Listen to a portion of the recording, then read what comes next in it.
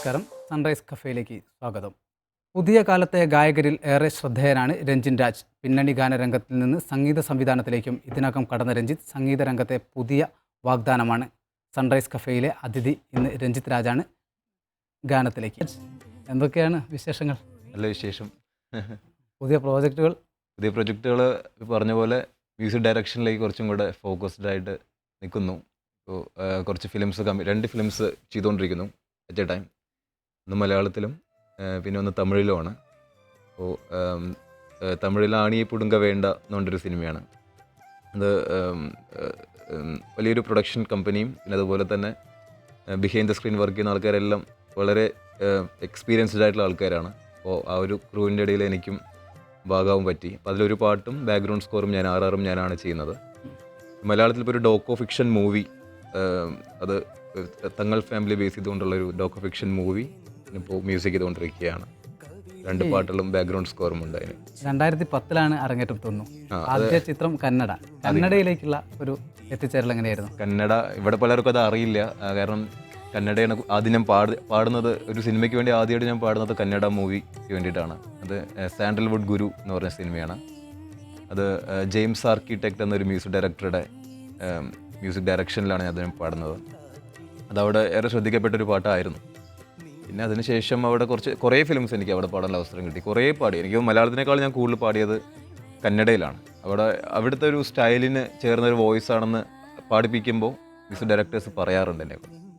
അപ്പോൾ കന്നഡയിൽ പിന്നെ colours in Bengaluru എന്ന് പറഞ്ഞ സിനിമ പാടി. 2 പാട്ടുകൾ അതിലുണ്ട്. പിന്നെ പെയിൻ എന്ന് പറഞ്ഞ പടം പാടി. പിന്നെ അങ്ങനെ കുറേ ഫിലിം, സ്വീറ്റ് പോയ്സൺ. ഇപ്പോൾ റീസെൻ്റ്ലി വേറൊരു ഭാഗ്യം ലഭിച്ചത് തുളു ഇൻഡസ്ട്രിയിൽ എനിക്കൊരു പാട്ട് പാടാനായിട്ട് സാധിച്ചു. അതൊക്കെയാണ് പുതിയ വിശേഷം. തുളുവിൽ എന്താ പറയുക, SPB, പിന്നെ അവിടെ എല്ലാം ദേശീയ അവാർഡ് കിട്ടിയ ആൾക്കാർ മാത്രമേ അതിൽ പാടിയിട്ടുള്ളൂ. അതിൻ്റെ ഇടയിൽ അതിൽ ഞാനൊരു ഭാഗമായി. അപ്പോൾ അതൊക്കെ ഒരു വലിയ എക്സൈറ്റഡ് ആയിട്ടിരിക്കുന്ന ഒരു സമയമാണ്. അങ്ങനെ കുറച്ച് ഡിഫറെൻ്റ് ആയിട്ടുള്ള കുറച്ച് വർക്ക്സ് ചെയ്യാൻ പറ്റിയെന്നുള്ളൊരു ആ ഒരു സമയത്താണ് ഇപ്പോൾ ഇരിക്കുന്നത്. എങ്ങനെയായിരുന്നു സംഗീതത്തിലേക്ക് എത്തിച്ചേരുന്നത്? സംഗീതം ചെറുപ്പം തൊട്ടേ ഉണ്ട്. ഒരു 3 വയസ്സ് മുതൽ സ്റ്റേജസിൽ കയറി തുടങ്ങിയതാണ് ഞാൻ. പക്ഷേ പ്രൊഫഷനായിട്ട് എടുത്തത് ഒരു ചാനലിൽ റിയാലിറ്റി ഷോയിൽ കൂടെയാണ്. അപ്പോൾ അതിലെനിക്ക് കൂടുതലായിട്ട് സർവൈവ് ചെയ്യാൻ പറ്റിയിട്ടില്ല. ഫൈനലിലേക്ക് അല്ലെങ്കിൽ ഏറ്റവും അവസാന നിമിഷം വരെ പോരാടുന്നതും പറ്റിയിട്ടില്ല. പക്ഷേ ഞാൻ ആ റിയാലിറ്റി ഷോ വളരെ ഫേമസ് ആയി മാറി. അപ്പോൾ അതുകൊണ്ട് തന്നെ അതിൽ വന്ന എല്ലാ ആൾക്കാരും ശ്രദ്ധിക്കപ്പെട്ടു. അപ്പോൾ അതുകൊണ്ട് തന്നെ നമുക്കൊരു പേസായി, നമുക്ക് വർക്ക് ചെയ്യാനുള്ള ഒരു സ്പേസ് അതിൽ കൂടെ കിട്ടി. പിന്നെ അതിനുശേഷം നമ്മളായിട്ട് വളർത്തിയെടുത്തതാണ് ബാക്കിയുള്ള നമ്മുടെ കരിയർ. 2007 ശരിക്കും തുടങ്ങി, റിയാലിറ്റി ഷോയിലൂടെ വന്നു. 2007 ശേഷം നമ്മൾ ആക്റ്റീവായിട്ട് സ്റ്റേജ് ഷോകളും അതുപോലെ തന്നെ വിദേശ യാത്രകൾ, പ്രോഗ്രാംസിന് വേണ്ടിയുള്ള ഒരുപാട് യാത്രകൾ. അപ്പോൾ അങ്ങനെ ഈ ഫീൽഡ് എന്താണെന്ന് പഠിക്കാനുള്ള കുറച്ച് അവസരങ്ങൾ ലഭിച്ചു.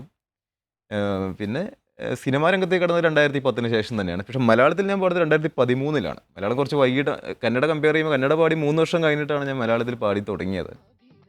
ഈ ഗായകൻ എന്ന നിലയിൽ നിന്നും അപ്പുറം സംഗീത സംവിധായകൻ എന്ന നിലയിലേക്ക് ഇപ്പോൾ എത്തിച്ചേർന്നു. ആ മാറ്റം എങ്ങനെയാണ്? മാറ്റം എന്ന് പറഞ്ഞാൽ ഇത് ശരിക്കും ഒരു പാഷനായിരുന്നു. എനിക്ക് മ്യൂസിക് ഡയറക്ഷൻ എൻ്റെ പാഷനാണ്. ഇപ്പോൾ സംഗീതം നമുക്ക് ജനിക്കുമ്പോൾ ശബ്ദം ഒക്കെ കൂടെ കിട്ടുന്നു. അപ്പോൾ മ്യൂസിക് ഡയറക്ഷൻ നമ്മളത് വളർത്തിയെടുക്കേണ്ട ഒരു സംഭവമാണല്ലോ. അപ്പോൾ ഞാൻ ചെറുപ്പം തൊട്ടേ ഒരു പാട്ട് ഞാൻ തന്നെ ലിറിക്സ് എഴുതി. ചെറുപ്പം പറഞ്ഞാൽ 4ാം ക്ലാസ് 5ാം ക്ലാസ്സിൽ പഠിക്കുമ്പോൾ തന്നെ ഒരു പാട്ടൊക്കെ ലിറിക്സൊക്കെ എഴുതിയിട്ട് സംഗീതം രഞ്ജിൻ രാജ് പറഞ്ഞ ബുക്കിൽ എഴുതി വയ്ക്കും. അപ്പോഴേ ഒരു ഭയങ്കര പാഷൻ ഉണ്ട് അതിനെക്കുറിച്ച്, അതിനോട്. പിന്നെ അതിനുശേഷം ഞാൻ കൊച്ചിനിലേക്ക് ഞാൻ ഷിഫ്റ്റ് ചെയ്യുന്നത് മ്യൂസിക്കിന് വേണ്ടി മാത്രം തന്നെയാണ്. അപ്പോൾ അതിനുശേഷം ഞാൻ കുറച്ച് ജിംഗിൾസ് കമ്പോസ് ചെയ്യുന്ന കുറേ ആഡ് ഫിലിം കമ്പനീസായിട്ട് ടൈപ്പ് ആവാനുള്ള ഒരു അവസരം ലഭിച്ചു എനിക്ക്. എൻ്റെ ഫ്രണ്ട് സർക്കിളിൽ കൂടെ തന്നെ അത് നടന്നത്. പിന്നെ അതിനുശേഷം 100-ലധികം 120ഓളം ജിംഗിൾസ്, വേരിയസ് അഡ്വർടൈസ്മെൻറ്റ്സിന് വേണ്ടിയിട്ടുള്ള വളരെ ഫേമസ് ആയി മാറിയ കുറേ അഡ്വർടൈസ്മെൻറ്റ്സിന് വേണ്ടി ഞാൻ മ്യൂസിക് ഡയറക്ഷൻ ചെയ്തു. അങ്ങനെയാണ് മ്യൂസിക് ഡയറക്ഷനിലേക്ക് ഞാൻ കടക്കുന്നത്. പിന്നെ കുറേ ആൽബങ്ങൾ ചെയ്തു. പിന്നെ അങ്ങനെ കഴിഞ്ഞ വർഷം ഒരു വലിയ ഭാഗ്യം ലഭിച്ചു. ബയ്യ മൂവി ജോണി ആൻ്റണി സംവിധാനം ചെയ്ത. പാടിയ പാട്ടുകൾ കൂടുതലും മെലഡി ആയിരുന്നു. അതിൽ നിന്ന് പിന്നീട് കുറച്ച് സ്പീഡ് പാട്ടുകളിലേക്ക് മാറി. മെലഡിയിൽ നിന്ന് സ്പീഡിലേക്ക് മാറുമ്പോൾ ഒരു ഗായകൻ എന്ന നിലയിൽ എന്തെല്ലാം രീതിയിലുള്ള അനുഭവങ്ങളായിരുന്നു ഉണ്ടായിരുന്നു? ഒരു ഗായകന് ഒരിക്കലും ഒന്നിൽ ചുവടുറച്ച് നിൽക്കരുതെന്ന് എനിക്ക് തോന്നുന്നു. കാരണം എല്ലാ സ്റ്റൈൽസും പരീക്ഷിക്കാൻ പറ്റണം. ഇതെന്നോട് പറഞ്ഞത് നമുക്ക് എല്ലാവർക്കും പ്രിയപ്പെട്ട ജാസി ചേട്ടനാണ്. ജാസി ഗിഫ്റ്റാണ്. അപ്പോൾ ജാസി ചേട്ടൻ്റെ ഒരു ഫാസ്റ്റ് നമ്പർ ഞാൻ പാടിയിട്ടുണ്ടായിരുന്നു. മേ ബി അതുകൊണ്ടായിരിക്കും ചേട്ടൻ അങ്ങനെ പറഞ്ഞത്. അപ്പോൾ ഞാൻ ആദ്യമൊക്കെ മലയാളത്തിലും കന്നഡയിലും പാടിക്കുന്ന എല്ലാ മെലഡീസാണ്. ഭയങ്കര സോഫ്റ്റ് റൊമാൻറ്റിക് മെലഡീസാണ് കൂടുതൽ ഞാൻ പാടിയിരിക്കുന്നത്. അപ്പോൾ ജാസി ചേട്ടൻ എന്നോട് പറഞ്ഞത്, ഇത് മാത്രം നീ പരീക്ഷിക്കരുത്, ഇത് മാത്രം പാടി ഒതുങ്ങരുത്, ഒരു ഗായകൻ എല്ലാ ടൈപ്പ് ഓഫ് സോങ്സും പാടണം എന്ന് എന്നെ കൊണ്ട് ആദ്യമായിട്ട് പറയുന്നത് ജാസി ചേട്ടനാണ്. എന്നിട്ട് ജാസി ചേട്ടനാണ് എൻ്റെ ശബ്ദമായിട്ട് ഒരു സാമ്യമില്ലാത്തൊരു പാട്ട്. അത് മീൻസ് എന്നെ കൊണ്ട് പാടിപ്പിക്കാൻ പറ്റുന്ന ആർക്കും തോന്നാത്ത ഒരു പാട്ടാണത്. മസാല റിപ്പബ്ലിക്, ഇന്ദ്രേട്ടൻ നായകനായിട്ട് അഭിനയിച്ച മസാല റിപ്പബ്ലിക്കിലെ ഒരു ശംഭൂസ് ഐറ്റം ഡാൻസ് എന്ന് പറഞ്ഞൊരു പാട്ട് എനിക്ക് പാടാൻ പറ്റി. പക്ക ഫാസ്റ്റ് നമ്പറാണ്. എനിക്ക് തോന്നുന്നു പുതിയ കാലത്തെ പാട്ടുകൾക്ക് ജീവൻ കുറവാണ്. അത് ഒരു തരത്തിൽ അടച്ചാക്ഷേപിക്കുകയല്ല, പറയാൻ ഒരു സാഹചര്യം എന്ന് പറയുന്നത് പഴയ വയലാർ അല്ലെങ്കിൽ യുവാസ് മാഷ് എഴുതിയ പാട്ടുകൾ ഇന്നും ആളുകളുടെ ചുണ്ടിലിങ്ങനെ തത്തിക്കളിക്കാൻ. കഴിഞ്ഞ വർഷം ഇറങ്ങിയ സിനിമയിലെ പാട്ടുകൾ നമ്മളൊന്ന് പാടാമെന്ന് വിചാരിച്ചാൽ നമുക്കത് ഓർമ്മ നിൽക്കുന്നില്ല. സ്വാഭാവികമായിട്ടും അത് എന്തുകൊണ്ടായിരിക്കും ആ രീതിയിലേക്ക് നമ്മുടെ പാട്ടുകൾ നമ്മിൽ നിന്ന് അന്യം നിന്ന് പോകുന്നത്? അത് വരികളുടെ പ്രാധാന്യമാണെന്ന് എനിക്ക് ഫസ്റ്റ് പറയാം. വരികൾ, നല്ല വരികൾ ഇപ്പോൾ ഇറങ്ങുന്നുണ്ട്. പിന്നെ നമ്മുടെ മലയാളികളുടെ മനസ്സിലും ആറ്റിറ്റ്യൂഡിലും ഒരു കൾച്ചറുണ്ട്. അത് കർണാട്ടിക് മ്യൂസിക്കായിട്ട് റിലേറ്റഡ് ആയിട്ടുള്ള ഒരു കൾച്ചറാണ്. കർണാട്ടിക് ഹിന്ദുസ്ഥാനി, ബാബുരാജ് മാസ്റ്ററൊക്കെ ചെയ്ത പാട്ടിൽ ഹിന്ദുസ്ഥാനി ബേസ്ഡ് ആയിട്ടുള്ള സോങ്സ് ആണ് കൂടുതലും. അപ്പോൾ ആ ഒരു കൾച്ചർ നമ്മുടെ മനസ്സിലും ആറ്റിറ്റ്യൂഡിലും കിടക്കുന്നതുകൊണ്ട് ഇപ്പോൾ ഗമകങ്ങൾ ഒക്കെ വരുന്ന സംഗതികൾ വരുന്ന പാട്ടിൽ കേൾക്കുമ്പോൾ നമ്മൾ പെട്ടെന്ന് ഇമ്പ്രസ്ഡ് ആവാറുണ്ടല്ലോ. അയ്യോ എന്തൊരു പാട്ട് അതെന്ന് പറയാറുണ്ട്. അപ്പോൾ ഇപ്പോഴത്തെ പാട്ടിൽ കൂടുതൽ നോട്ട്സ് ബേസ് ചെയ്തിട്ടാണ് വരുന്നതെന്ന് തോന്നാറുണ്ട്. കൂടുതൽ സംഗതികൾക്കെക്കാട്ടിലും ഗമകങ്ങളെക്കാട്ടിലും കൂടുതൽ സ്ട്രെയിറ്റ് നോട്ട്സാണ് ഇപ്പോഴത്തെ പാട്ടിൽ വരുന്നത്. അപ്പോൾ അത് എല്ലാവർക്കും ഉൾക്കൊള്ളാൻ പറ്റില്ല. പക്ഷേ ഇപ്പോഴത്തെ യങ് ജനറേഷൻ അത് ഇഷ്ടമാണ് തോന്നുന്നു എനിക്ക്. പക്ഷേ നമ്മുടെ തൊട്ട് മുന്നേയുള്ള തലമുറയ്ക്ക് അത് ദഹിക്കുന്നില്ല. അങ്ങനെ ഫീൽ ചെയ്തിരിക്കുന്നത് ലിറിക്സിൻ്റെയും പിന്നെ അതുപോലെ ഈ പറഞ്ഞ സംഗതികളും കാര്യങ്ങളും ഇല്ലാത്തതിൻ്റെ ഒരു കുറവായിട്ട് മേ ബി അതുകൊണ്ടാണ് തോന്നാറുണ്ട്. പക്ഷേ അങ്ങനത്തെ പാട്ടിൽ ഇറങ്ങുന്നുണ്ട്, നല്ല സോങ്സ് ഇപ്പോഴും ഇറങ്ങുന്നുണ്ട്. ഇപ്പോൾ വിജനതയിൽ എന്ന പാട്ട്, ഹോൾഡ് അറിയുള്ള സോങ്സ്, പിന്നെ MJ സാർ ചെയ്ത കുറേ പാട്ടിൽ, ജാസി ചേട്ടൻ ചെയ്ത മണിക്കിനാവൻ പോലത്തെ പാട്ടിൽ അതൊക്കെ വരുന്നുണ്ട്, ഈ ഒരു കാലഘട്ടത്തിൽ വരുന്നുണ്ട്. പക്ഷേ അത് ചിലപ്പോഴും കുറച്ചേ വരുന്നുള്ളൂ, കൂടുതൽ വരുന്നില്ല. പണ്ട് എല്ലാ പാട്ടിലും അങ്ങനെയായിരുന്നു. ഒരുതരം സ്റ്റുഡിയോ ടെക്നിക്കുകളാണോ പുതിയ ഈ പാട്ട്? തീർച്ചയായിട്ടും ആർക്കും എന്തും പാടാം. എത്ര സിംഗേഴ്സാണ് കണ്ടല്ലോ ഇപ്പോൾ, ഇഷ്ടംപോലെ നമുക്ക് തട്ടിമുട്ടിയും ഇഷ്ടംപോലെ സിംഗേഴ്സ് ഉണ്ട്. നമ്മൾ പരിചയപ്പെടുന്ന ആൾക്കാർ പലരും സിംഗേഴ്സാണ്. പാട്ട് പാടാൻ അറിയാത്തവരും സിനിമയ്ക്ക് വേണ്ടി പാടുന്നു, ആക്ടേഴ്സും പാടി തുടങ്ങിയല്ലോ, ഒരുപാട് പേര് പാടുന്നുണ്ട്. അപ്പോൾ ഡെഫിനറ്റ്ലി അതുകൊണ്ട് തന്നെ സ്റ്റുഡിയോ ടെക്നിക്സ് ഇതിൽ ഒരുപാട് യൂസ്ഫുൾ ആണ്. കാരണം ഒരാളിപ്പോൾ ശ്രുതി തെറ്റിപ്പാടിയാലും മെലോഡൈൻ, ഓട്ടോ ട്യൂൺ എന്നൊക്കെ പറഞ്ഞ കുറേ സോഫ്റ്റ്വെയർസ് ഉണ്ട്, നമുക്ക് കട്ട് ചെയ്ത് വെക്കാം, ആരെ കൊണ്ടും പാടിപ്പിക്കാം എന്നുള്ളൊരു സംഭവമുണ്ട്. ആർക്കും ഈസി ആയിട്ട് പാടാം, തെറ്റിപ്പാടിയാലും നീറ്റാക്കാം, അതൊരു സംഭവം ഇപ്പോൾ ഉണ്ട്. അതൊരു തരത്തിൽ നല്ലതാണോ? പാട്ടുകാരന് ഒരു വളർച്ച ഉണ്ടാവില്ല, ഒരിക്കലും ഉണ്ടാവില്ല, അങ്ങനെ എനിക്ക് തോന്നിയിരിക്കുന്നത്. സ്വാഭാവികമായും പാട്ടുകാർ വളരുന്നില്ല എന്നൊരു സാഹചര്യം ഉണ്ടാകുമ്പോൾ അത് ആ ഗാനരംഗത്തിന് തന്നെ ഒരു തകർച്ചയിലേക്ക് കൊണ്ടുപോകുന്ന ഒരു സാഹചര്യം ഉണ്ടാവില്ല. അത് ഫീൽ ചെയ്യുന്നുണ്ടല്ലോ, നമുക്ക് എല്ലാവർക്കും അത് ഫീൽ ചെയ്യുന്നുണ്ടല്ലോ. ഈ പുതിയ സിനിമകളിലേക്കൊക്കെ എഴുത്തുകാർ എന്ന് പറഞ്ഞാൽ നമ്മൾ നേരത്തെ പറഞ്ഞു കണ്ടന്റ് വളരെ പ്രധാനമാണ്. പക്ഷെ അത്തരത്തിൽ പിന്നെ ഇപ്പം നമുക്കറിയാം നല്ല രീതിയിൽ എഴുതുന്ന ആളുകൾ പോലും ഇപ്പം കൈതപ്രം ദാമോദരൻ നമ്പൂതിരി ഉൾപ്പെടെയുള്ള ആളുകളെ പുതിയ ഒരു ആളുകൾ ചലച്ചിത്ര ലോകം എഴുത്തിനൊന്നും വിളിക്കാത്തൊരു സാഹചര്യം കൂടിയുണ്ട്. അത്തരത്തിലുള്ള ഒരു പിന്നെ എനിക്ക് തോന്നുന്നു ആൽബങ്ങളെല്ലാം ചെയ്യാറുണ്ട്. ഈ ആൽബങ്ങളെല്ലാം ചെയ്യുമ്പോൾ അത്തരം എഴുത്തുകാരെ കൂടി ഉൾപ്പെടുത്തി പിന്നെ ഗാനങ്ങൾ ചിട്ടപ്പെടുത്താൻ ശ്രമിക്കാറുണ്ടോ? ഇപ്പം ഞാൻ ചെയ്യുന്ന ഫിലിമിനെ തിരുമേനി അപ്രോച്ച് ചെയ്യാനായിട്ട് ഞങ്ങൾ നിൽക്കുകയാണ്. ഒരു കവിത, അദ്ദേഹത്തിൻ്റെ ഒരു കവിത നമ്മൾ എടുക്കണം. അപ്പോൾ പുള്ളിയുടെ അനുവാദത്തിനായിട്ട് ഇപ്പോൾ വെയിറ്റ് ചെയ്തിരിക്കുകയാണ്. അപ്പോൾ അത് കിട്ടിയ ഏറ്റവും വലിയൊരു ഭാഗ്യമായിരിക്കും എനിക്ക്. അപ്പോൾ ലിറിക്സിന് ഈ പറഞ്ഞ പോലെ ഇപ്പോൾ അവരധികം ചെയ്യുന്നില്ല.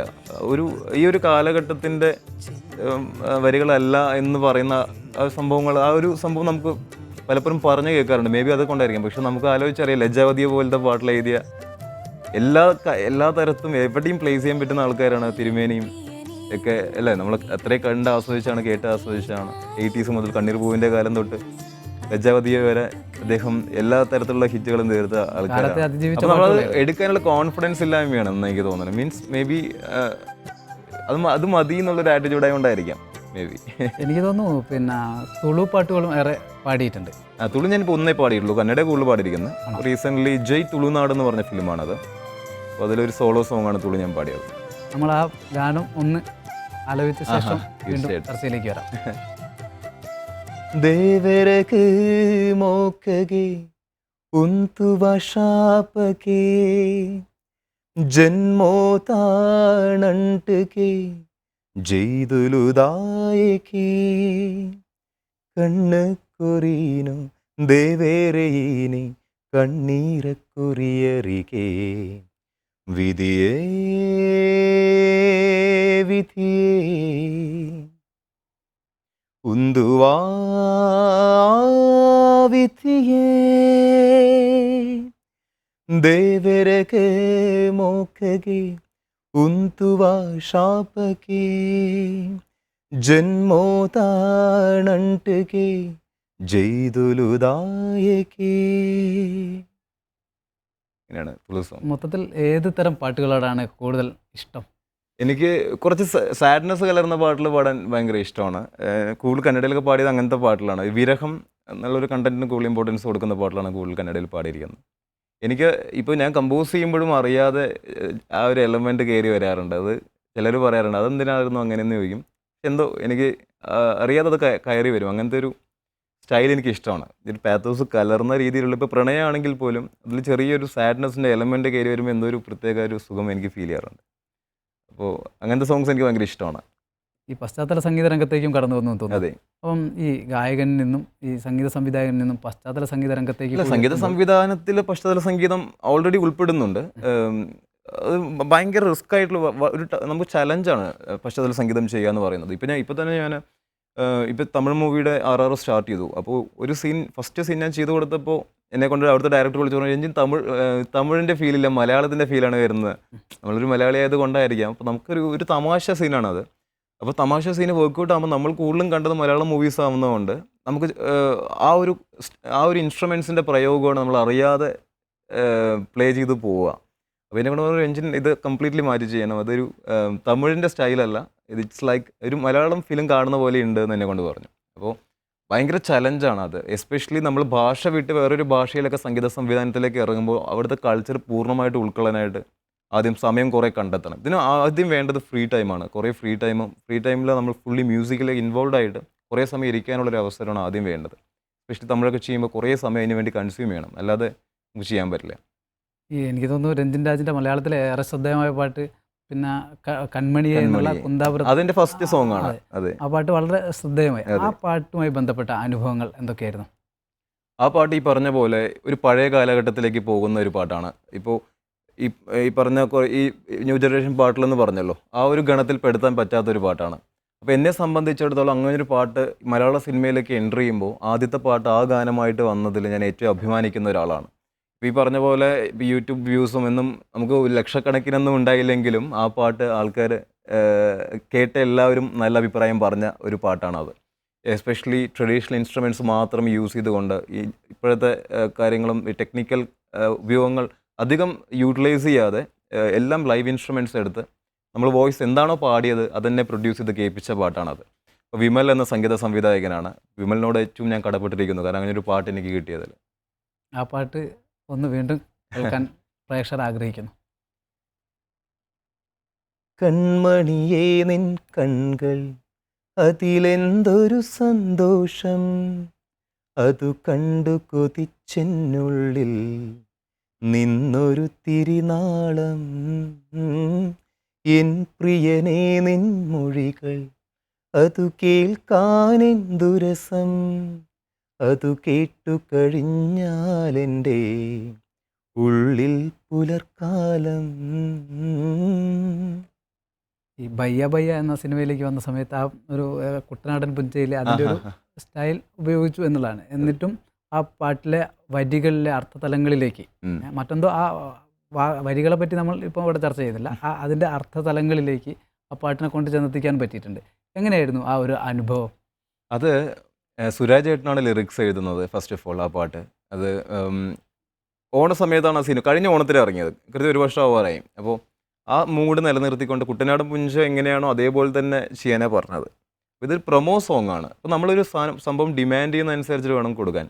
അപ്പോൾ ഇത് സിനിമയിലില്ല ഇത്, പക്ഷേ ഓൺലൈൻ പ്രൊമോഷനും പിന്നെ ചാനൽ പ്രൊമോഷനും വേണ്ടി യൂസ് ചെയ്ത പാട്ടായിരുന്നു. അപ്പോൾ അതുകൊണ്ട് തന്നെ ആ ഓണത്തിൻ്റെ മൂഡ് നിലനിർത്തും വേണം.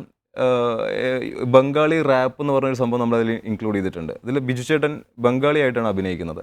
അപ്പോൾ ഇംഗ്ലീഷ് റാപ്പ് എല്ലാവരും ഉപയോഗിക്കുന്നതിന് പകരം നമ്മൾ ബംഗാളി റാപ്പാണ് അതിൽ യൂസ് ചെയ്തിരിക്കുന്നത്. അപ്പോൾ ഒരു ബംഗാളി വിളിച്ചിരുത്തി ഓരോന്നിൻ്റെ അർത്ഥം പറഞ്ഞു കൊടുത്ത് കൺവേർട്ട് ചെയ്ത് ട്രാൻസ്ലേറ്റ് ചെയ്ത് അങ്ങനെ എഴുതി ഞാനും എൻ്റെ ഒരു ഫ്രണ്ടും കൂടെ, നിരഞ്ജൻ എന്ന് പറഞ്ഞ ഒരു ഫ്രണ്ടും കൂടെ ചേർന്നിട്ടാണ് അത് സെഗ്മെൻറ്റ് ചെയ്യുന്നത്. അപ്പോൾ അങ്ങനെയൊക്കെയാണ് ആ പാട്ട് കമ്പോസ് ചെയ്യുന്നത്. പിന്നെ സുരാജേട്ടൻ്റെ ലിറിക്സ് അത്രയും തമാശ കലർന്ന ലിറിക്സാണ്. അതിൽ അഭിനയിച്ച ആൾക്കാരുടെ പേര് മാത്രം വെച്ചുകൊണ്ടുള്ള ലിറിക്സാണ്. അപ്പോൾ അതുകൊണ്ട് ഡെഫിനറ്റ്ലി ഇങ്ങനൊരു കളേഴ്സേ ആ പാട്ടിന് കൊടുക്കാൻ പറ്റുള്ളൂ, എന്നാലേ അത് ശ്രദ്ധിക്കപ്പെടുള്ളൂ. അപ്പോൾ ആ ഒരു സംഭവം ഉണ്ടായിരുന്നു. അങ്ങനെയാണ് ആ പാട്ട് ചെയ്ത് തീർക്കുന്നത്. ഈ കമ്പോസ് ചെയ്യുമ്പോൾ പ്രത്യേകമായും ശ്രദ്ധിക്കാറുള്ള രീതികൾ എന്തൊക്കെയാണ്? കമ്പോസ് ചെയ്യുമ്പോൾ ഞാൻ ശ്രദ്ധിക്കുന്ന കാര്യങ്ങൾ tune wise first of all ഇപ്പോൾ എൻ്റെ അമ്മയ്ക്ക് ഇഷ്ടപ്പെടുന്ന ട്യൂണായിരിക്കണം. മീൻസ് ആ ഒരു പ്രായത്തിലുള്ള എൻ്റെ അമ്മയ്ക്കും അച്ഛനും കേട്ട് ഇഷ്ടപ്പെടുന്ന ട്യൂണായിരിക്കും പലപ്പോഴും ഞാൻ ചിന്തിക്കാറുണ്ട്. പക്ഷേ ആ ട്യൂണിൽ ഇപ്പോൾ എൻ്റെ ഭാര്യയ്ക്കാണെങ്കിലും അല്ലെങ്കിൽ ഈ ജനറേഷനിലെ ആൾക്കാർക്ക് ഇഷ്ടപ്പെടുന്ന ഒരു കൈൻഡ് ഓഫ് ഓർക്കസ്ട്രേഷൻ ആയിരിക്കണം എന്ന് വളരെയധികം ഞാൻ ശ്രദ്ധിക്കാറുണ്ട്. കാരണം ഓർക്കസ്ട്രേഷനിൽ നമ്മളൊരു കോംപ്രമൈസും വരുത്തരുത്. ഇന്നത്തെ 2015 ഇന്ന് 20 ആണെങ്കിൽ ഇന്നത്തെ ദിവസം എങ്ങനെയാണോ പ്രൊഡ്യൂസ് ചെയ്യപ്പെടുന്ന ലോകത്തിൽ അതുപോലുള്ള ടോൺസ് എങ്ങനെയെങ്കിലും അറ്റ്ലീസ്റ്റ് അത് അത്രയൊന്നും എത്തിയില്ലെങ്കിലും ശ്രമിക്കണം എന്ന് ആഗ്രഹിക്കുന്ന ആളാണ് ഞാൻ. ഓർക്കസ്ട്രേഷന് വളരെയധികം ഇമ്പോർട്ടൻസ് കൊടുക്കാറുണ്ട്. അത് ഇന്നത്തെ കാലഘട്ടത്തെ ഓർക്കസ്ട്രേഷൻ ആയിരിക്കണം എന്ന് വിചാരിക്കാറുണ്ട്. അതുമാതിരി പ്രൊഡക്ഷൻ, മിക്സിംഗ് ആൻഡ് മാസ്റ്ററിങ്, ഒരു പാട്ട് കമ്പോസ് ചെയ്ത് കഴിഞ്ഞാൽ അത് മിക്സ് ചെയ്ത് പുറത്തിറക്കുമ്പോഴും ആ മിക്സിംഗ് ആൻഡ് മാസ്റ്ററിങ്ങിൽ ഇന്നത്തെ കാലഘട്ടത്തിൽ സൗണ്ടിങ് ആയിരിക്കണമെന്ന് നിർബന്ധം പിടിക്കാറുണ്ട് ഞാൻ. ഒരു ചെറിയ വർക്കാണെങ്കിൽ പോലും, ഒരു 20 സെക്കൻഡ് ജിങ്കിൾ ചെയ്യുകയാണെങ്കിൽ പോലും ഞാനത് വാശി പിടിക്കാറുണ്ട്. അങ്ങനെ ചെയ്യാറുള്ളൂ, അത്രയും ടൈം എടുത്തിട്ടേ ചെയ്യാറുള്ളൂ. അതുമാതിരി ട്യൂണ് എല്ലാ കാലഘട്ടത്തിലെ ആൾക്കാർക്ക് ദഹിക്കുന്ന ട്യൂണായിരിക്കണം എന്നും ഒരു ഇത് വയ്ക്കാറുണ്ട്. ഈ സംഗീത സംവിധായകൻ എന്ന നിലയിലേക്ക് ഉയരുമ്പോൾ തന്നെ ഉയരട്ടെ എന്ന് പിന്നെ പ്രാർത്ഥിക്കുന്നു, ആഗ്രഹിക്കുന്നു.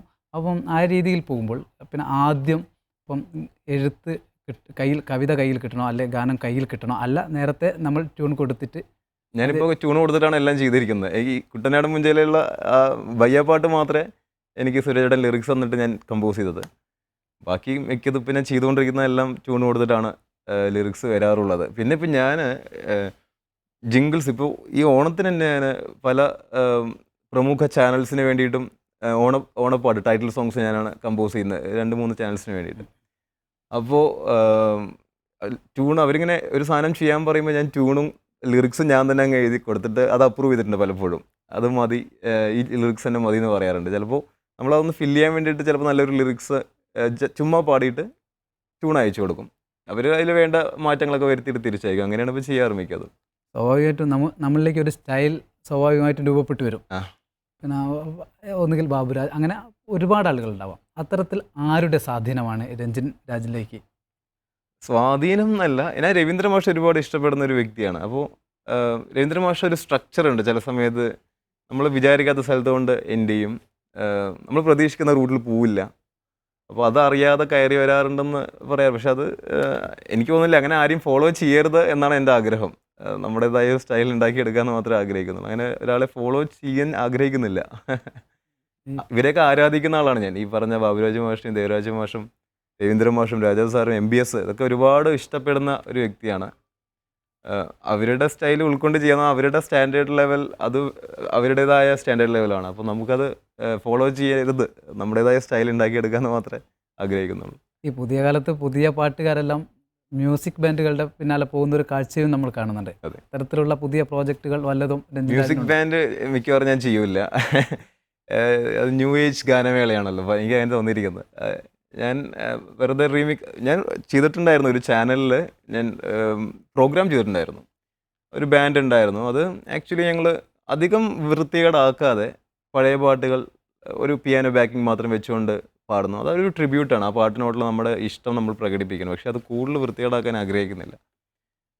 എന്നെക്കൊണ്ട് പലരും പറഞ്ഞിട്ടുണ്ട്. കാരണം നമ്മൾ ഈ പറഞ്ഞ റിയാലിറ്റി ഷോ കാലം തൊട്ടേ ഒരുപാട് സ്റ്റേജ് ഷോകൾ ചെയ്യുന്നതാണ്. അപ്പോൾ പലരും പറഞ്ഞിട്ടുണ്ട് ആ ഗാനമേള ആ ഒരു സംഭവം മാറ്റിപ്പിടിച്ച് ബാൻഡ് ചെയ്യാൻ. പക്ഷേ എനിക്കത് തോന്നിയിട്ടില്ല. എനിക്കിപ്പോഴും അത് ഗാനമേളയായിട്ട് പോകാനാണ് എനിക്കിപ്പോഴും ഇഷ്ടം, ആ സ്റ്റേജ് ഷോ ചെയ്യുകയാണെങ്കിൽ. ബാൻഡ് എന്നൊരു സംഭവം ഞാൻ ചെയ്യില്ല എന്തായാലും. ഈ രഞ്ജിൻ രാജ് എന്ന ഗായകനെ സ്വയം വിലയിരുത്താൻ രഞ്ജിൻ രാജ് എങ്ങനെ ആഗ്രഹിക്കുന്നു? സ്വയം വിലയിരുത്താൻ ഞാൻ നല്ലൊരു പാട്ടുകാരനാണ്. സ്വയം വിലയിരുത്തുക എന്ന് പറഞ്ഞാൽ മറ്റുള്ളവരെ കൊണ്ട് പറയിപ്പിക്കലാണല്ലോ വേണ്ടത്. നല്ലതാണെങ്കിൽ നന്നായിട്ട് പാടുന്ന മറ്റുള്ളവർ പറയട്ടെ. ഞാൻ ഇഷ്ടപ്പെടുന്നു എൻ്റെ പാട്ടും ഞാൻ ഇഷ്ടപ്പെടുന്നു, എൻ്റെ ശബ്ദം എനിക്ക് ഇഷ്ടമാണ്. അങ്ങനെ എനിക്ക് ഈ കൂടുതൽ പാട്ടുകൾ ഏത് ഭാഷയിൽ? സ്വാഭാവികമായും മലയാളമായിരിക്കും. പക്ഷേ മലയാളത്തിൽ നിന്ന് കന്നഡയിലേക്കും തമിഴിലേക്കും തുളുവിലേക്കും ഒക്കെ മാറുമ്പോൾ പിന്നെ ഈ ഭാഷാപരമായി ഉണ്ടാകുന്ന ഒരു വ്യത്യാസം, അത് എങ്ങനെയാണ് ഒരു സംഗീത സംവിധായകൻ എന്ന നിലയിലും ഗായകൻ എന്ന നിലയിലും ഗായകൻ എന്ന നിലയിൽ നേരിടേണ്ടി വരുന്ന വിഷമതകളും അല്ലെങ്കിൽ സന്തോഷങ്ങളും എന്തൊക്കെയാണ്? സന്തോഷങ്ങൾ പറയുകയാണെങ്കിൽ ഇവിടുത്തെ നമ്മുടെ മലയാള സിനിമയിൽ 90s നമ്മൾ പണ്ട് കേട്ട് പരിചയിച്ച ഒരു റെക്കോർഡിംഗ് ശൈലി ഉണ്ടല്ലോ, ആ ഒരു സംഭവം കന്നഡയിലൊക്കെ ഇപ്പോഴും ഫോളോ ചെയ്യുന്നുണ്ട്. ഇപ്പോൾ ഒരു പാട്ട് ഞാൻ പാടാൻ പോവുകയാണെങ്കിൽ എനിക്ക് ചിലപ്പോൾ ഒരു മാസം മുന്നേ തന്നെ പാട്ടിൻ്റെ ലിറിക്സും ട്യൂണൊക്കെ അയച്ചു തരും, പാടിയിട്ട് അയച്ചു തരും. തലേ ദിവസം പാട്ടിൻ്റെ റെക്കോർഡിങ്ങിൻ്റെ തലേ ദിവസം നമ്മൾ ബാംഗ്ലൂരിൽ എത്തുന്നു. അപ്പോഴും വന്ന് മ്യൂസിക് ഡയറക്ടറുടെ കൂടെ നമ്മൾ ഇരുന്ന് ഒന്നും കൂടെ പഠിക്കും. ലിറിക്സിൻ്റെ ഓരോ വരികളുടെ അർത്ഥം, ഓരോ വേർഡിൻ്റെ അർത്ഥം, ആക്സെൻ്റ് എങ്ങനെയാണ്, മലയാളി പാടുന്ന പോലെ ആവരുത്, പഠിക്കും. പിറ്റേ ദിവസം 9 മണിക്ക് സ്റ്റുഡിയോയിൽ എത്തുക പറഞ്ഞാൽ 8:50 എല്ലാം റെഡി ആയിരിക്കും. 9 മണിക്ക് റെക്കോർഡിങ് തുടങ്ങും. അങ്ങനെ വളരെ പെർഫെക്റ്റായിട്ട് ഫീൽ ചെയ്യാറുണ്ട് അവിടെ. അത് വളരെ സന്തോഷം ഉണ്ടാക്കുന്ന ഒരു കാര്യമാണ് ഒരു ഗായകൻ എന്ന നിലയിൽ. പിന്നെ സംഗീത സംവിധായകൻ എന്ന നിലയിൽ അവിടെ പോകുമ്പോൾ അവിടെ നിന്ന് കിട്ടുന്ന ഒരു റെസ്പെക്റ്റ് ഭീകരമാണ്. തമിഴിലൊക്കെ പോയി കഴിഞ്ഞാൽ ഇപ്പോൾ ആക്ച്വലി ഞാൻ പ്രൂവ് ചെയ്തിട്ടില്ല, ഞാൻ തുടങ്ങിയിട്ടേ ഉള്ളൂ. എൻ്റെ ഫസ്റ്റ് മൂവിയാണ് നടക്കുന്നത്. ഞാൻ അവിടെ ഒരു സംഗീത സംവിധായക നിലയിൽ ഞാൻ എസ്റ്റാബ്ലിഷ് ആയിട്ടില്ല. പക്ഷെ അവർ തരുന്ന ഒരു റെസ്പെക്റ്റ് അത് ഭയങ്കര, നമുക്ക് കിട്ടുന്ന പോസിറ്റീവ് എനർജി ഭയങ്കര വലുതാണ്. നമ്മൾ അങ്ങോട്ടും ഇങ്ങോട്ടും സാറിനാണല്ലോ അവർ വിളിക്കുന്നത്. നമ്മളും സാറിന് വിളിക്കുന്നു, അവരും സാറിന് വിളിക്കുന്നു. അത് ഇത്ര ചെറിയ പ്രൊഡക്ഷൻ പോയിന്റ് അവർ ചിലപ്പോൾ സാറിന് വിളിക്കും. ഗിവ് ആൻഡ് ടേക്ക് റെസ്പെക്റ്റ് ആണ്. അപ്പോൾ അതിൻ്റെ ഒരു സുഖം ഭയങ്കര സുഖമാണ്. നമുക്ക് എന്തൊക്കെയോ ചെയ്യാനുണ്ട്, എന്തൊക്കെയോ ചെയ്യാൻ പറ്റും എന്നുള്ളൊരു തോന്നൽ, ഒരു ആംബിയൻസ് നമുക്ക് തരും. അതാണ് എനിക്ക് സംഗീത സംവിധായകൻ എന്ന നിലയിൽ അന്യഭാഷയിൽ പോകുമ്പോൾ തോന്നിയിട്ടുള്ള കാര്യം. പലപ്പോഴും അന്യഭാഷ ഗായകർ തന്നെയാണ് നമ്മളെ മലയാളത്തിലെ നല്ല പാട്ടുകൾ, നമ്മൾ എന്നും കാതോർക്കുന്ന മന്നാടിയൊക്കെ മാനസമയനെ അത്തരം പാട്ടുകൾ പാടിയ, അത്തരത്തിൽ നല്ല പാട്ടുകൾ ഇനിയും പാടാൻ അന്യഭാഷകളിൽ സാധിക്കട്ടെ. അപ്പം എനിക്ക് തോന്നുന്നു ഏറ്റവും മലയാളത്തിൽ ഏറ്റവും ഇഷ്ടപ്പെട്ട അല്ലെങ്കിൽ എന്നും പാടാൻ ആഗ്രഹിക്കുന്ന ഒരു പാട്ട് കൂടി പ്രേക്ഷകരെ കേൾപ്പിച്ച ശേഷം നമുക്ക് ഈ ചർച്ച ഇവിടെ അവസാനിപ്പിക്കണം. മലയാളത്തിൽ കുറേ ഇഷ്ടമുള്ള പാട്ടുകളുണ്ട്. അതിൽ താളം മറന്ന താരാട്ടു കേട്ടൻ തേങ്ങും മനസ്സിനൊരാന്തോളനം, താളം മറന്ന താരാട്ടു കേട്ടൻ തേങ്ങും മനസ്സിനൊരാന്തോളനം, ആലോലമാടാൻ ആടിത്തളരാൻ അമ്മമാരിൻ ചൂടു തേടി കൊഞ്ചി കൊഞ്ചി ചിറകുരുമ്മി മാനത്തെ മാമൻ്റെ മുത്തശ്ശി കഥ കേട്ട് മുത്തണിച്ചുണ്ടത്ത് പാൽമുത്തം പകരാനും, താളം മറന്ന താരാട്ടു കേട്ടൻ തേങ്ങും മനസ്സിനൊരാന്തോളനം. വികസന ചർച്ചകൾ ചൂടുപിടിക്കുമ്പോഴും മറന്നു പോകുന്ന ഒന്നാണ് സുസ്ഥിര വികസനം എന്നത്. സുസ്ഥിര വികസനത്തിൻ്റെ കാഴ്ചപ്പാടിൻ്റെ പുതിയ നിർദ്ദേശങ്ങളുമായി ബിരുദാനന്തര ബിരുദ വിദ്യാർത്ഥിനിയായ ശ്രേയ കുരുവിള സൺറൈസ് കഫേയിൽ ചേരുന്നു. ക്രിസ്റ്റീന ചെറിയാൻ തയ്യാറാക്കിയ അഭിമുഖത്തിലേക്ക്. In the context of sustainability, we talk of environment because that is something that is the crux of sustainability. And but apart from that, we focus on, action plans. What are the various action plans that are undertaken? Its critical analysis. All of these are the focus areas of sustainability. And we Shreya കുറേ കാര്യങ്ങൾ പറഞ്ഞിരുന്നു നിങ്ങളുടെ course കണ്ടന്റിന്റെ കാര്യം. പക്ഷെ പലപ്പോഴും നമ്മുടെ Indian cricket ടീമിനെ ഒരു കാലത്ത് വിലയിരുത്തിയിരുന്നു കടലാസ് പുലികളാണെന്ന്. കാരണം കടലാസിൽ ഇവരെല്ലാം വളരെ സ്ട്രോങ് ആണ്, നല്ലൊരു ഓപ്പണിംഗ് ബാറ്റ്സ്മാൻ, എൻറ്റെയിലേഴ്സ് വരെ നല്ല ബൗളേഴ്സ്, ഇതൊക്കെയുണ്ട്. അപ്പോൾ ഈ പറയുന്ന കാര്യങ്ങൾ theory, what is written in paper അല്ലേ, ആ പേപ്പറിൽ എഴുതി വെച്ചിരിക്കുന്നതും പ്രാക്ടീസ് ചെയ്യാൻ നമുക്ക് പ്രാക്ടീസ് ചെയ്യുന്ന ആൾക്കാരെയാണ് വേണ്ടത്. അതുകൊണ്ട് തന്നെ എനിക്ക് തോന്നുന്നു പലപ്പോഴും അത്തരത്തിലൊരു തിയറി പ്രാക്ടീസ് ഗ്യാപ്പ് പല കോഴ്സസിനുമുണ്ട്. അങ്ങനെ ഫീൽ ചെയ്തിട്ടുണ്ടോ? ഇല്ല, because the thing is the difference is in our course, the reason why it's called practice is because ഞങ്ങളുടെ കുറേ exposure visits ഉണ്ട്. So you have exposure to various fields, like you obviously you do your internships within the course. Like recently I did an internship with HCL Foundation, so we did a program with NRLM. So we had to go to the field, we had to interview a lot of people, we undertook training workshops and made people understand this concept. So let's take because I've worked with NRLM and I've worked with the aspect of livelihoods, I can say that livelihoods in there sambhav edutittu. Livelihoods it's all about livelihood as such is you need to have a sustainable livelihood, right? You need to have something that will last.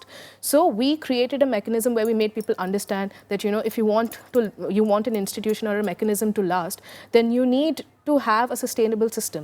That is something that only we could teach them. because that is what you call practice. You go out in the field, you talk to people, you interact with people, and you make them understand this concept. And this concept is coming up in so many ways, because at the end of the day, you know that if you set up something, you want it to last long. So let's take, I've talked of development policies, I've talked of NRLM. You take any example, let's say the example of the girl who won the debate when she talked of sustainability and education. I think that is needed because, we're talking of, we're being educated on sustainability. And there are a lot of us who are going to come after me and be educated on sustainability as well. So you need people who make, to understand that, to understand what it's all about, to understand the concept. Because at the end of the day, we want to create institutions that last a lifetime. You don't want to have a myopic vision of development. And that is why we have this course. And hence, we are developing an international cadre of professionals who do address this issue, like you said. So. അതുപോലെ തന്നെ sustainability എന്ന് പറഞ്ഞാൽ ഞാൻ പറഞ്ഞ ഒരു comprehensive ടോപ്പിക്കാണ്. നമുക്ക് ഒരു ചെറിയ നട്ട്ഷെല്ലിൽ അത് ഒരിക്കലും ഒതുക്കാൻ പറ്റില്ല. അതിനകത്ത് പോവേർട്ടി വരുന്നുണ്ട്, പല തരത്തിലുള്ള സോഷ്യൽ ഇഷ്യൂസ് വരുന്നുണ്ട്, ഇക്കണോമിക് ഇഷ്യൂസ് വരുന്നുണ്ട്, എൻവയോൺമെന്റൽ ഇഷ്യൂസ് വരുന്നുണ്ട്. അപ്പോൾ ഇതെല്ലാം കമ്പോസ്ഡ് ആയിട്ടുള്ള ഒരു കാര്യമാണ്. അതിന്റെ പാർട്ട് ആൻഡ് പാഴ്സൽ ആയിട്ടുള്ള മറ്റൊരു കാര്യമാണ് റിസോഴ്സസ് എന്ന് പറയുന്നത്. അപ്പോൾ ഞാൻ ഒരിക്കലും വാട്സപ്പിൽ എനിക്കൊരു മെസ്സേജ് വന്നു, I don't know whether it is true or not. Ratan Tata ജർമ്മനിയിൽ ഒരു റെസ്റ്റോറൻറ്റ് വിസിറ്റ് ചെയ്തു. അപ്പോൾ അദ്ദേഹത്തിന്റെ ക്ലോസ് ഫ്രണ്ടുമായിട്ടാണ് പോയത്. രണ്ടുപേരും ഇന്ത്യക്കാരാണ്. അപ്പോൾ അവർ ധാരാളം ഫുഡ് ഓർഡർ ചെയ്തു. അപ്പോൾ ഫുഡ് ഇവർ കുറേയൊക്കെ വാങ്ങിക്കുന്നു, കുറേയൊക്കെ കഴിക്കുന്നു, കുറേയൊക്കെ വേസ്റ്റ് ചെയ്യുന്നു. അപ്പോൾ ഒരു ജർമ്മൻ ലേഡി അപ്പുറത്തെ ടേബിളിലിരുന്ന് ഇവരെ വളരെ സ്റ്റെയർ ചെയ്യുകയാണ്. അപ്പോൾ വളരെ രൂക്ഷമായിട്ട് ഇവർ നോക്കുന്നുണ്ട്, ആദ്യമായി കാണുന്ന ഈ സ്ത്രീ എന്തിനു ഞങ്ങളെ ഇങ്ങനെ സ്റ്റെയർ ചെയ്യുന്നു എന്ന രീതിയിൽ ഇവർ നോക്കുന്നുണ്ട്. അവസാനം ഇവർ ഒരുപാട് സാധനങ്ങൾ വേസ്റ്റ് ചെയ്തപ്പോൾ ഈ സ്ത്രീ വന്നിട്ട് ചോദിച്ചു, നിങ്ങൾ എന്തിനാണ് ഇത്രയും ഫുഡ് ഐറ്റംസ് വേസ്റ്റ് ചെയ്യുന്നത്? അപ്പോൾ ഇവർ നോക്കുമ്പോൾ വലിയ ഒരു ദരിദ്ര നാരായണിയെ പോലെ ആ സ്ത്രീ വളരെ കുറച്ച് ഭക്ഷണം മാത്രമേ അവർ വാങ്ങിക്കുന്നുള്ളൂ. അപ്പോൾ രത്തൻ ടാറ്റയുടെ ഫ്രണ്ട്, കാരണം അദ്ദേഹം ജർമ്മനിയിൽ ബേസിക്കലി താമസിക്കുന്ന ആളാണ്, ഇന്ത്യക്കാരനാണ്, ഇദ്ദേഹത്തെ സപ്പോർട്ട് ചെയ്യേണ്ടത് അദ്ദേഹത്തിൻ്റെ ചുമതലയാണ്. അതുകൊണ്ട് തന്നെ അദ്ദേഹം പറഞ്ഞു, ഞങ്ങളുടെ കാശാണ്, അപ്പോൾ ഞങ്ങൾക്ക് എന്ത് വാങ്ങിക്കാം, ഞങ്ങൾക്ക് വേസ്റ്റ് ചെയ്യാം. പക്ഷെ ആ സ്ത്രീ പറഞ്ഞ ഒരു concept, money may be yours but resources is for the society. അപ്പോൾ ആ ഒരു കോൺസെപ്റ്റ്. അതുപോലെ തന്നെ മഹാത്മാഗാന്ധി പറയുന്നുണ്ട്, റിസോഴ്സസ് എല്ലാവരുടെയും ആവശ്യത്തിനുള്ള റിസോഴ്സസ് ഉണ്ട്, നീഡ്സിനുള്ള റിസോഴ്സ് ഉണ്ട്, പക്ഷെ ഒരാളുടെയും ഗ്രീഡിനുള്ള റിസോഴ്സ് ഇല്ല. അപ്പോൾ നിങ്ങളുടെ ആ ഒരു കോൺസെപ്റ്റ് എങ്ങനെ ഇതുമായിട്ടൊന്ന് കോറിലേറ്റ് ചെയ്യാം? That is very, very important. And what you have said also brings to my mind a lot of historical aspects, right? So when we look at international politics, we see a certain situation. And now what is happening is the concept of carbon credit has come up. Because, you know for a fact that developing countries, a lot of them are very rich in natural resources. You look at a lot of countries, you look at African countries, and a lot of countries in India as well, which are very rich in natural resources but are very poor. Let's say the state of Jharkhand, for example. All right, they're very rich in natural resources, but they're very poor. Why is that? So a lot of resources have been extracted from them, but they're not reaping the benefits of it. This is where the flaw lies in development lies, because we need to understand development from every lens. And yes, you can say your money is yours, your money is mine, but the thing is, at the end of the day, we are all living in a society. We are all living in a community, and we need to live in harmony, and that can only happen if you understand what the other person wants and you're willing to give that much. So it is, the focus is, it's a very holistic understanding, like you said. It's a broad concept. It's a broad concept because it incorporates everything. Development, in the context of development, when you talk of sustainability, it's exactly that. Various stakeholders, LRM, you include everybody in the development practice and the idea of development. So they also, you focus on this particular aspect, because that is why I said it's very important for the the poorest of poor people, the lowest rungs of society, to also be a part of the entire development process, which is what a course like sustainable development is all about. So we create. എനിക്ക് തോന്നുന്നു ആ human beings എന്ന് പറയുന്നത് നമുക്ക് restrict ചെയ്യാൻ പറ്റുന്നില്ല. Even ഒരു പുൽക്കൊടി പോലും സസ്റ്റൈനബിൾ ഡെവലപ്മെന്റിൽ വളരെ ഇമ്പോർട്ടന്റ് ആണ്. അപ്പൊ അങ്ങനെ നമ്മൾ ഇതിനെ വരെ ആ ഒരു പുൽക്കൊടി നമ്മുടെ കൾച്ചറിന്റെ ഭാഗമായിട്ട് നമ്മൾ ഗായത്രി മന്ത്രം ചൊല്ലുമ്പോൾ തന്നെ ഒരു ജീവജാലങ്ങൾക്കും ഒരു ദോഷവും വരരുതെന്നാണ് പറയുന്നത്. അപ്പോൾ ആ ഒരു ചെറിയ പുൽക്കൊടി അല്ലെങ്കിൽ ഒരു ചെറിയ ജീവി അല്ലെങ്കിൽ ഒരു പ്രാണിയെ കൂടി ഉൾപ്പെടുത്തിക്കൊണ്ട് ഒരു ആക്ഷൻ പ്ലാൻ നിങ്ങളുടെ, എനിക്ക് തോന്നുന്ന യൂണിവേഴ്സിറ്റിയുടെ ഒരു മോട്ടോയിലാണെങ്കിലും ശ്രേയ പറയുന്ന വാക്കുകളിലാണെങ്കിലും ഈ ഒരു ആക്ഷൻ പ്ലാൻ എങ്ങനെ ഇതെല്ലാം കൂടി ഒത്തിണക്കിക്കൊണ്ട് ഒരു നട്ട്ഷെല്ലിൽ നമുക്ക് എങ്ങനെ ഒരു ആക്ഷൻ പ്ലാൻ സജസ്റ്റ് ചെയ്യാൻ പറ്റും? See, what is happening nowadays is that all of these new universities or any of these things that are coming up, they also have something like a biodiversity project or a park that comes along with it. So let's say you focus on the natural beauty as well. And natural beauty is something I give a lot of importance to, because I'm from Kerala. And I mean, these are things that I've inherited and I've learned because of my upbringing and my love for nature.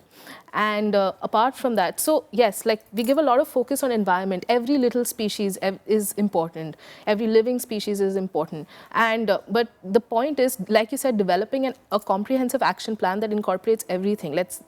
You talk of a biodiversity park, right? You showcase people. You show people, look, this is the beauty of nature. Unless you tell people, you show people the bounty, the beauty, and the luxury of what nature can provide for you, only then will people understand, and relate to that concept. I was able to relate to it because people showed it to me and people talked to me about it. Like my grandfather, he has, and he had an estate, and I had beautiful childhood memories there. So I was shown what nature could give me and the happiness that it can. So once you tell people that, you show people that, then people will be able to relate to it. And as far as, at a policy level, you talk of environmental action plans, then, you see people have to learn to give importance to that. Like there's this thing called an impact assessment. So, any project that is coming up, you have to see the impact it has on the environment, the impact it has on the people living there, how it can have an impact on the livelihoods of people. That's why as a concept is very comprehensive, and this is how it can be incorporated at a very practical level.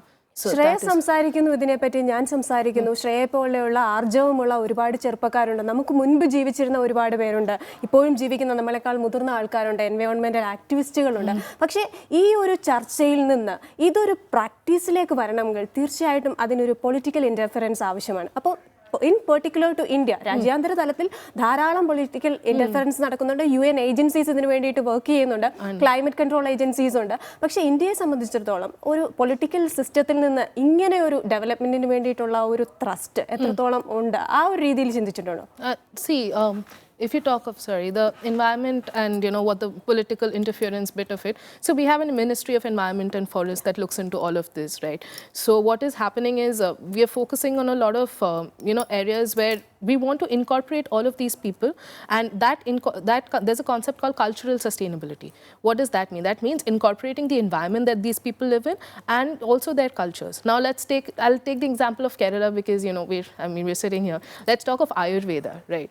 So Ayurveda, you talk of, these are local cultures, local medicinal practices that are natural, that became that market, that had this huge market and this huge impact, and everybody from all over the world comes for Ayurveda, right? So the only way, like you said, making it a practice. The one way you can do it is incorporating them into this particular society. There are two schools of thought that say that, but I particularly support the one that says that you should incorporate these people who are supposedly left out from society into the modern setup, because we need to learn from them. So there is an interface between us and them where you learn what they teach. Like this is just medicinal practices, and I'm giving you the example of Ayurveda. But a lot of these commercial, industries have come up. Like let's say, for instance, Forest Essentials is a very famous brand that focuses on using forest resources. So that is again something that is given by the local people because they know the resources, they've lived there all their life, that is their livelihood. So we learn so much from them, and we can incorporate it into the existing market, but that's the only way you can mainstream them. So that is important, and that's how you see, that is incorporation, and that in itself is a practice because you're not excluding them. Right, so you're incorporating society, you're making people understand the importance of the environment, the resources.